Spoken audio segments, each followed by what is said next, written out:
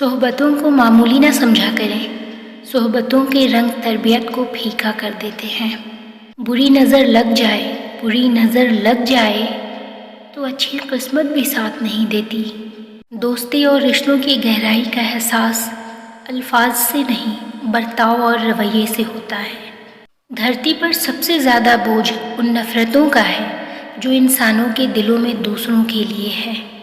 دلوں میں فرق آ جائے تو دلیلیں، منتیں، فلسفے سب بیکار جاتے ہیں۔ تقدیر وہ زبردست قوت ہے جو آنکھ والے کو اندھا اور عقل والے کو بے وقوف بنا دیتی ہے، لیکن دعا وہ شاندار کوشش ہے جو اس قوت پر غالب آ جاتی ہے۔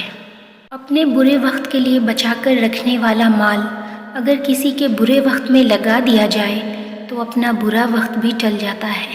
تم پانی جیسے بنو جو اپنا راستہ خود بناتا ہے، پتھر جیسے نہ بنو جو دوسروں کا راستہ بھی روک لیتا ہے۔